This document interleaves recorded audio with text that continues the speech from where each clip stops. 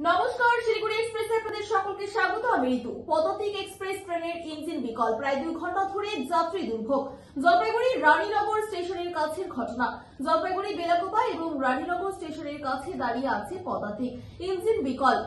12377 UP পদাতিক 10টা 5-এ Jalpaiguri road স্টেশনে ঢোকার সময়, কিন্তু প্রায় 2 ঘন্টা ধরে ট্রেন পৌঁছায়নি। চরম সমস্যা ট্রেন যাত্রী থেকে শুরু করে স্টেশন চত্বরে দাঁড়িয়ে থাকা টোটো চালকরা।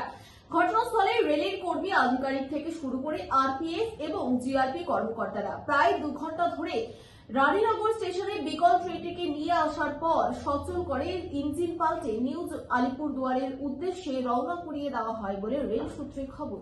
যে পদাতিক ট্রেনে আপনি আসছেন, তো কি কারণে ট্রেনটা কি ব্যাপার? কি ইঞ্জিন খারাপ হয়ে যেতে বলে। তো এটা কোথা থেকে কোথা যাবে ট্রেনটা? তোমার আমি মালদা থেকে আসলাম, হ্যাঁ, যাবে কুচবিহার। কুচবিহার যাবে। তো আপনি ইঞ্জিন খারাপ, তার জন্য এখন কি বাসে যাবেন নাকি? আচ্ছা, কি হয়েছে আপনার নাম বলেন। আমার নাম তো নান্টু দে, আমি রোড স্টেশনে সবসময় থাকি। কি করেন? আমি টোটো চালাই। হ্যাঁ, এবং পদাতিকের কি হয়েছে? হ্যাঁ, সকাল থেকে শুনলাম যে পদাতিক রাইট টাইম, তারপরে শুনি যে রানীনগর স্টেশনে ইঞ্জিন ফেল হয়ে যায়। তারপরে তো আমরা বসে থাকতে থাকতে অনেকক্ষণ ছিলাম, তারপরে তো চলে আসলাম। তো এখনো ট্রেনটি যায়নি। হ্যাঁ, এখনো ঢোকেনি? না, মানে রোড স্টেশন এখন আসেনি? এখনো ট্রেনটি রোড স্টেশনে তো প্রায় 2 ঘন্টা হয়ে গেল। না, ঘন্টা দেড়েক। 10টা কটা টাইম এখানে? 10টা 3-এ টাইম। তো এখন কি ট্রেনটা কি শুনছেন, মানে ইঞ্জিন বিকল? হ্যাঁ, ইঞ্জিন ফেল হয়ে গেছে। এখন তো যাত্রী দুর্ভোগ হবে। হ্যাঁ, দুর্ভোগ হবে। যাদের জলপাইগুড়ি লাগোয়া তারা জলপাইগুড়ি, যাদের সামনে তারা বাসে।